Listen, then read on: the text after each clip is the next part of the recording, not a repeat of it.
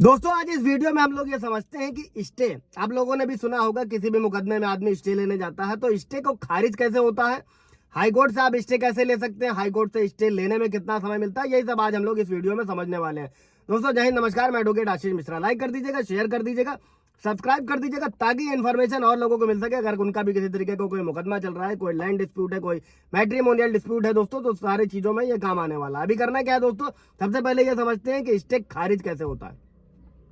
तो दोस्तों सबसे पहले स्टे खारिज करने के लिए आपको जो है उसी कोर्ट में आवेदन करना होगा जहां पर स्टे दिया था, जहां से स्टे लिया था अगली पार्टी ने, या फिर आप हाई कोर्ट का रुख करना होगा। अगर स्टे आपके पक्ष को सुने बिना दिया गया है दोस्तों, तो ये संभव है कि इसे अस्थायी माना जाए और इसे हटा दिया जाए। और स्टे खारिज करने की जो प्रक्रिया है उसमें क्या करना होता है, सबसे पहले आपको कोर्ट में एप्लीकेशन दायर करना होगा जिसने स्टे दिया था, यानी जिस कोर्ट ने स्टे दिया था। और आवेदन में आपको ये स्पष्ट करना होगा कि स्टे क्यों हटाया जाना चाहिए। आपको अपने जो भी तर्क है, एविडेंसेस हैं, उनको समर्थन करने के लिए मजबूत सबूत पेश करने होंगे।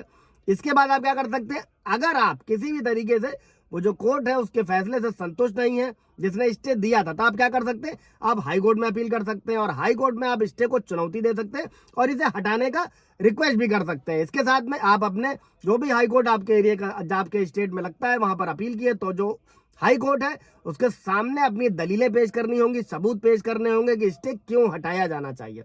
इसका जो अगला चरण होगा फिर क्या होगा दोस्तों, कोर्ट आपके आवेदन या अपील पर विचार करेगी या फिर तय करेगी कि स्टे को हटाना है या नहीं हटाना। अब इसमें ध्यान रखने वाला यह है, जो भी आप अपने तर्कों को समर्थन करने के सबूत पेश करेंगे दोस्तों स्टे हटाने के लिए, या फिर उसकी समय सीमा तय हो सकती है, इसलिए आपको समय सीमा का भी ध्यान रखना चाहिए। फॉर एग्जाम्पल मान लीजिए कि आपके खिलाफ जमीन पर स्टे है दोस्तों, तो आप क्या करेंगे, आप उस कोर्ट में आवेदन कर सकते हैं जिसने स्टे दिया था और ये साबित कर सकते हैं कि आप उस जमीन के मालिक हैं और आपके पास इसे बेचने या फिर निर्माण करने का अधिकार है। और अगर कोर्ट आपकी बात नहीं सुनती है, ऐसे में आप हाई कोर्ट में अपील कर सकते हैं। और हाई कोर्ट से स्टे कितने दिन में मिलता है दोस्तों, इसको भी समझ लीजिएगा। मेरे कई सारे व्यूअर्स के सवाल रहते हैं, इसलिए क्लियर कर दे रहा हूं पूरे वीडियो में।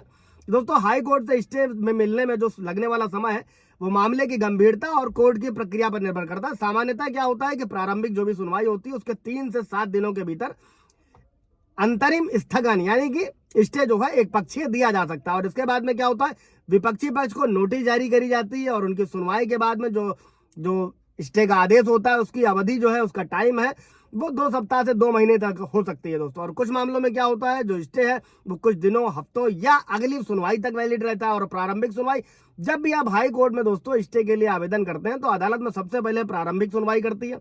और अगर कोर्ट को लगता है कि मामला गंभीर है और तत्काल स्टे की जरूरत है दोस्तों, तो वहां बिना विपक्षी को सुने ही जो है अंतरिम जो है स्टे आदेश जारी कर सकती है। और विपक्षी पक्ष को क्या होगा, इसके बाद कोर्ट विपक्षी पक्ष को नोटिस जारी करती है जो उन्हें अपनी बात रखने का अवसर देती है। इसके बाद में दोनों पक्षों को सुनने के बाद में कोर्ट क्या करती है, स्टे आदेश पर जो है अंतिम निर्णय लेती है। और स्टे आदेश की जो अवधि है वो अदालत द्वारा तय करी जाती है दोस्तों।